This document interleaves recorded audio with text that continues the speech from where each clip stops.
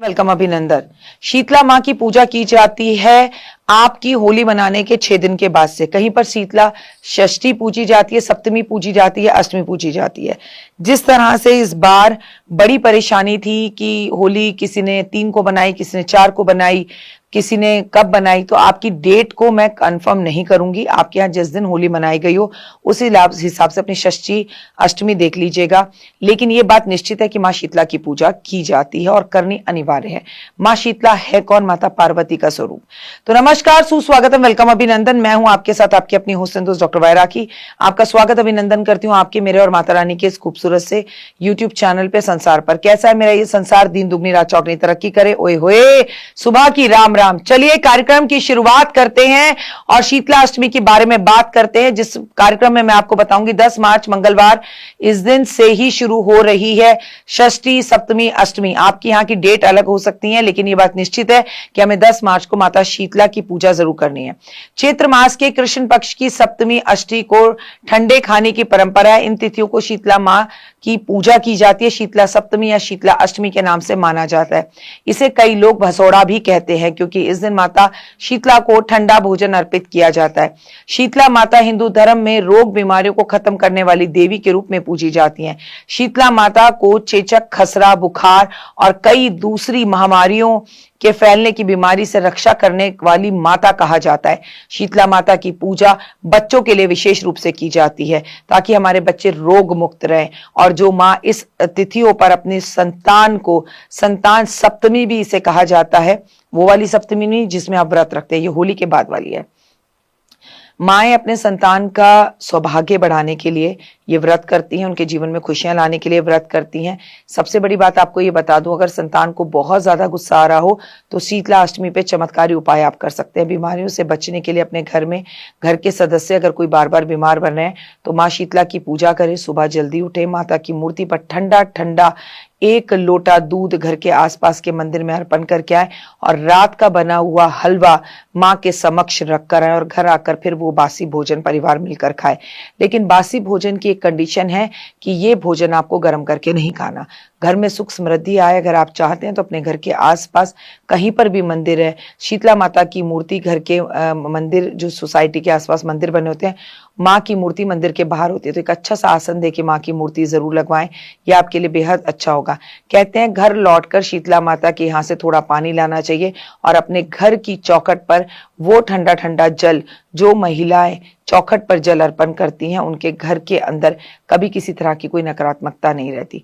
मानसिक तनाव से अगर आपको छुटकारा चाहिए और बार बार आपका बिजनेस डाउन हो रहा है, आपको टेंशन हो रही है, आपके रिलेशंस खराब हो रहे हैं, बुरे विचार आ रहे हैं, सुसाइड करने का मन कर रहा है, तो शीतला माता की पूजा जरूर करें। इस दिन नीम के पेड़ की पूजा जरूर करें। इस दिन नीम के पेड़ पर लौंग, इलायची, हल्दी जरूर अर्पण करनी चाहिए। नीम के पेड़ की परिक्रमा करनी चाहिए और 2 नीम के पत्ते तोड़कर खा लेने चाहिए, लेकिन चबाने नहीं चाहिए, निगल जाने चाहिए। नौकरी अगर आपको नहीं मिल रही है, नौकरी को लेकर परेशान है, तो शीतला अष्टमी वाले दिन सुबह स्नान आदि कर शीतला चालीसा का पाठ करें और देवी को सफेद पुष्प अर्पण करें। और ये पुष्प अगर ठंडे ठंडे हों तो आनंद की अनुभूति। कोई भी ऐसा व्यक्ति है जिसे घर में बहुत गुस्सा आता है तो उसका नाम लेकर बर्फ ले और बर्फ शिवलिंग पर इस दिन रख कर आए, ये कामना करते हुए कि मेरे इस बच्चे का, मेरे पति का गुस्सा जो है वो ठीक हो जाए।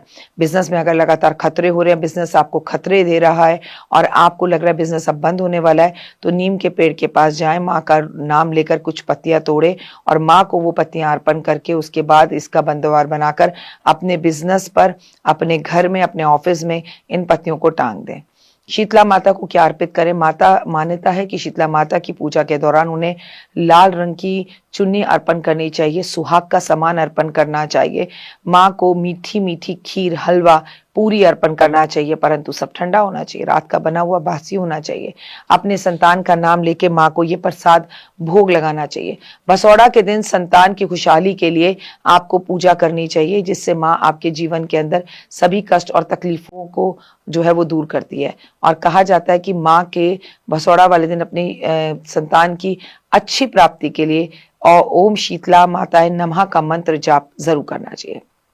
शीतला अष्टमी के दिन किसी कुम्हारन को जरूर सम्मान देना चाहिए, दान दक्षिणा देनी चाहिए, उसे साड़ी देनी चाहिए। इस दिन अनुष्ठान करना चाहिए। अगर कुम्हारन आपके घर आकर आपके यहाँ भोजन कर लेती है तो ऐसा समझ लेना कि आपके घर में जो है ना माता रानी ने स्वयं प्रवेश कर लिया।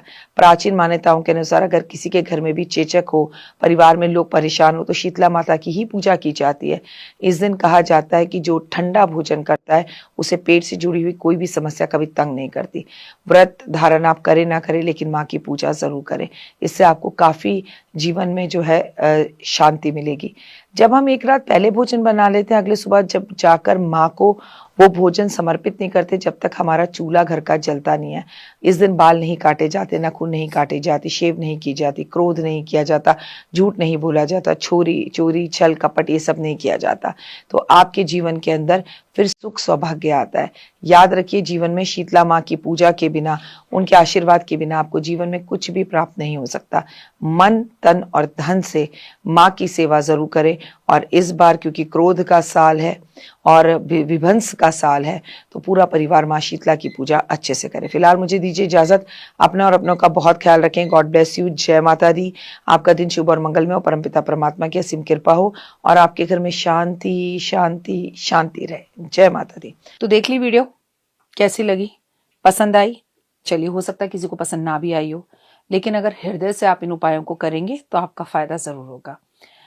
बहुत मेहनत करते हैं हम ये वीडियो बनाने के लिए, और मैं ही नहीं, सब। तो अगर अभी तक आपने मेरे चैनल को लाइक, सब्सक्राइब, शेयर नहीं किया, जरूर कर लें। अगर आपको किसी भी तरह की कोई जानकारी चाहिए या आप चाहते हैं आपकी बताई हुई वीडियोस मैं बनाऊं, तो आप यकीन मानिए हमारे नंबर आपको सारे वॉलपेपर पर दिखाई देंगे। इन सब नंबरों पर आप हमें तुरंत कॉल करें, और कॉल कर आप हमें मैसेज करें, व्हाट्सअप करें कि क्या वो विषय है जिस पर मैं आगे वीडियो बनाऊं। आप जो विषय मुझे देंगे उस पर मैं वीडियो बनाऊंगी। और हाँ, रुकिए, जाइए मत। आप में से बहुत से लोग मेरी इन वीडियो को रोज देख रहे हैं, लेकिन चैनल सब्सक्राइब नहीं कर रहे, और उससे भी ज्यादा प्रॉब्लम है कि आप मुझे अलग अलग चैनल्स पर देख रहे हैं। मेरा असली चैनल यही है, सिर्फ यही डॉक्टर वाई राखी एस्ट्रोलॉजर चैनल पर ही मुझे देखिए, और कहीं नहीं। ये मेरी आपसे रिक्वेस्ट है।